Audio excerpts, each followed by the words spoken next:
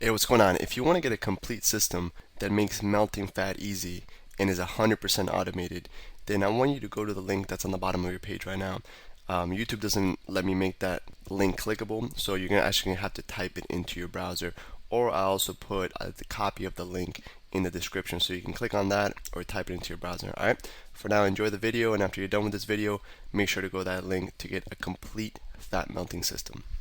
All right, so within this program, we're giving you several techniques, and dinner is another one of those crucial times. Kind of like how, at breakfast before you eat, you have a really great opportunity to melt pure fat.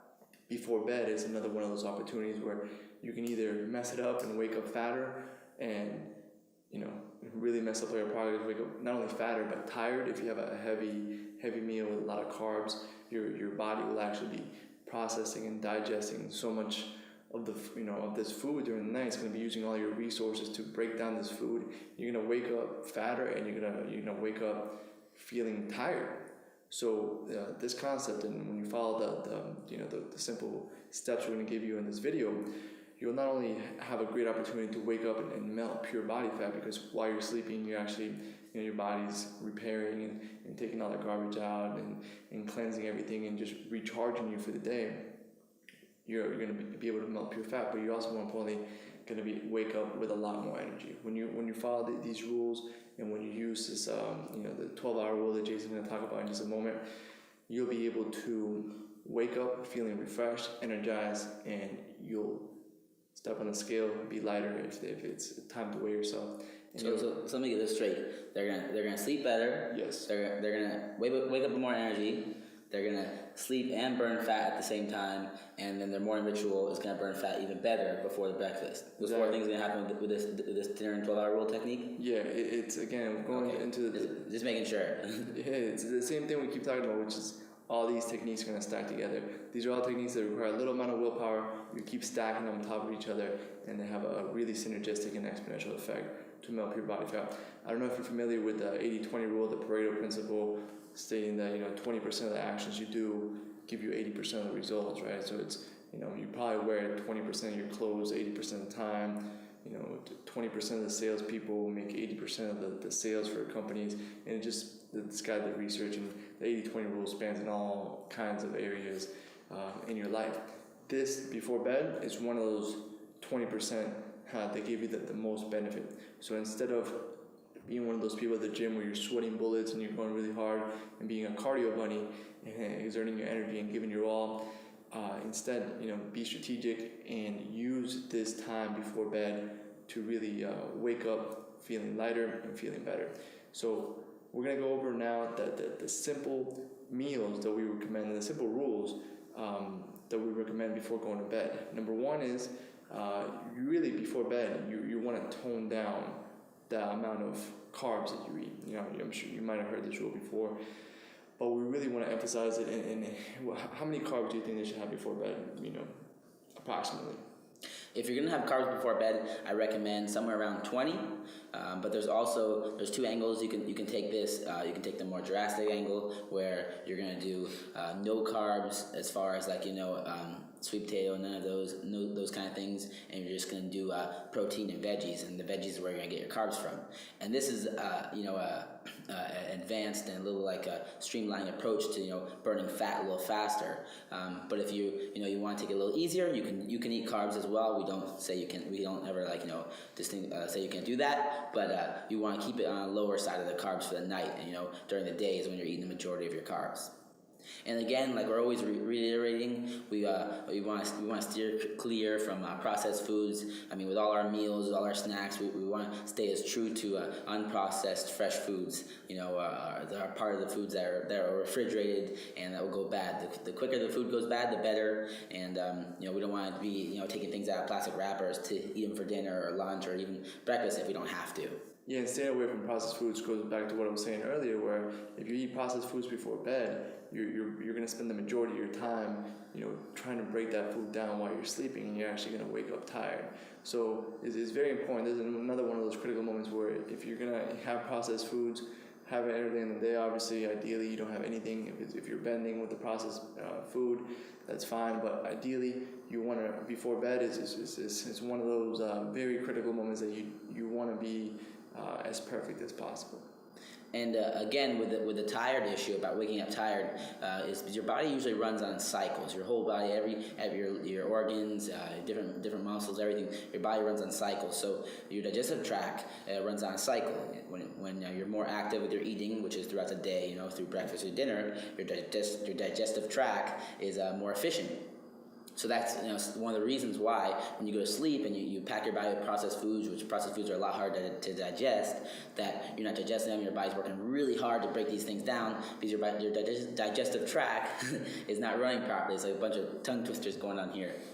So that's another reason, and it's one of the main reasons why you'll sleep better and you'll wake up with more energy because your body's not working as hard to digest these unprocessed and these foods that your body's not used to eating. All right, so here's some specific recipes you can do.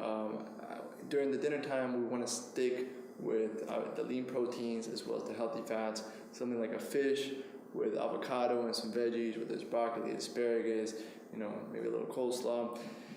And we really want to stay as far away from the carbs as possible, and we want to replace the carbs at nighttime with a little bit of fat.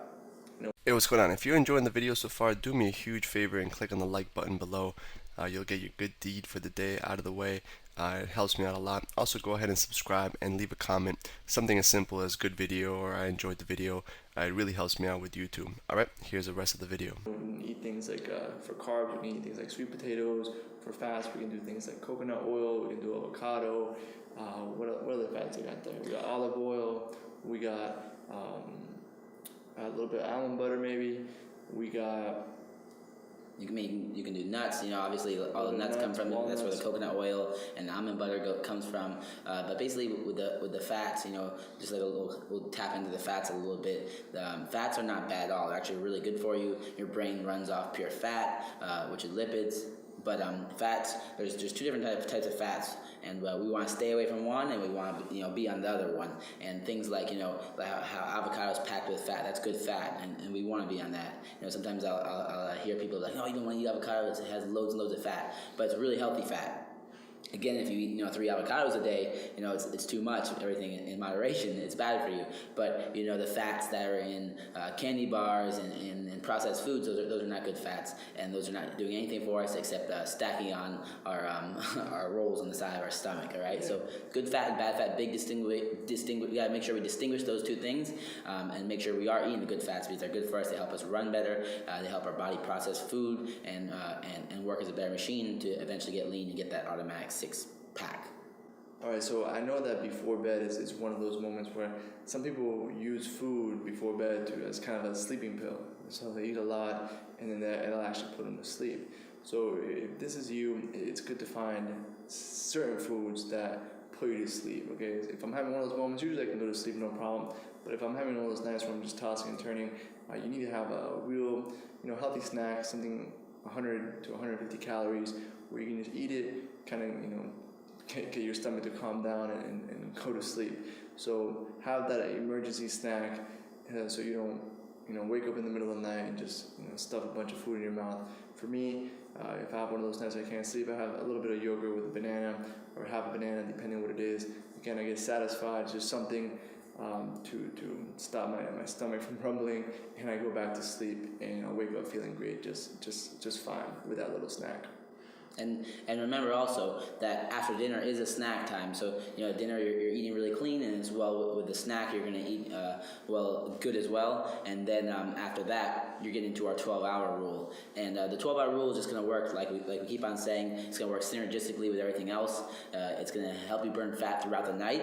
And then on top of that, when you get up and you do the morning ritual and your breakfast, you're going to be burning even more fat. So the 12-hour rule is just. The 12-hour rule stands for the last meal of your day and then the first meal of your day are going to be 12 hours apart, right? So if you have dinner at 10 p.m., your first meal is going to be at 10 a.m., Yeah, it's just basically whenever you ate last, or whatever. If you had a banana at 11:30 p.m., you're not going to be able to eat another drop of food or another grain of food until 11:30 a.m. So it's very simple. You're just doing 12 hours between last food consumption to first food consumption, and that's going to allow your body to burn through all your glucose, which is your the carbohydrates that you're eating throughout the day, and get into the second line of energy, which is your stored fats, and it's going to eat away those love handles throughout the night. Yeah, and as well as breakfast too. So sometimes I'll eat at 11, and instead of waking up and eating whenever I wake up, I know that I had my last meal at 11. So I'll do a little bit of a fast. I'll do a little intermittent fasting, and I won't eat anything until 11, and that really allows me to, if I do have that snack for whatever reason, I have that yogurt and banana at 11 because I couldn't go to sleep for whatever reason, then I make a mental note, and the next day I might push my breakfast back, later, or my first meal later, so that I continue to burn the fat and I turn my body into a fat burning machine. We want to use those two moments, that fast when you breakfast and then before bed. Those are critical moments to burn pure body fat. Most of the day, you're kind of just speeding up your metabolism and giving your body fuel. That gap right there is really where you're going to be melting pure fat from your body and stripping blocks of fat, week after week, so that you get ripped and you start seeing your six pack in no time. And this is one of the things, one of the rules, this 12-hour rule is extremely basic, and it's one of the things that I really never bend on, and I always stick true to it because it's that 20% that gives me the 80%, and it's a thing that's going to really make that big difference. And it's something that humans have been designed to do and have been doing for centuries now, and just recently, since we have this modern technology and fast food chains, all these things open 24/7, we haven't been sticking to it. But back in the day, let's go back into the caveman days. If sunlight was out, we were more active. We obviously we can't see in the dark. We're not nocturnal, so we're active. We're eating. We're building. We're doing something. It's nighttime. Around 7 p.m., 8 p.m., depending on the daylight saving time or whatever that is. And then you stop eating. You go to sleep and it gets dark, and you wake up. When it gets light again, which is again between 7 a.m. and 7 p.m. So you have that 12-hour gap. Where you're sleeping and relaxing and not doing much, and then when you get up and the light comes out, you eat and you get active again. You start eating. So the fasting is totally natural, and that's how our bodies are designed, so they can clean out, and again we can stay lean and mean and trim and get that automatic six-pack. Beautiful. So implement the 12-hour rule. You'll have a little report underneath this video with sample dinners. Have that emergency meal, that emergency snack, whether it's yogurt, banana, whatever will help pull you to sleep. Some people like turkey, whatever it might be for you, and make sure you don't break this one rule. This is really one of those critical ones, like Jason said. It's a 20% that gives you 80% of the result. So make sure you make this one of your top priorities, following the 12-hour rule, making that gap between dinner and breakfast 12 hours and not breaking that no matter what. All right, that's it for this video. We'll see you on the next one. Hey, real quick, one more thing before you go. I want to make sure you know that there is no correlation between how hard you work and how much fat you melt or how much muscle you build. All right, there's enough science, enough data out there that there's absolutely no correlation between hard work and results. All right, there's a difference between movement and achievement. All right, if you want to learn my best tips, what I call the 5% hacks that allow you to get maximum results, maximum fat loss, maximum lean muscle gain, I want you to go to the link that's on the bottom of this page, or you can click on the link in the description. All right, you're going to get a complete system for melting fat in an intelligent and streamlined system. I'll see you there.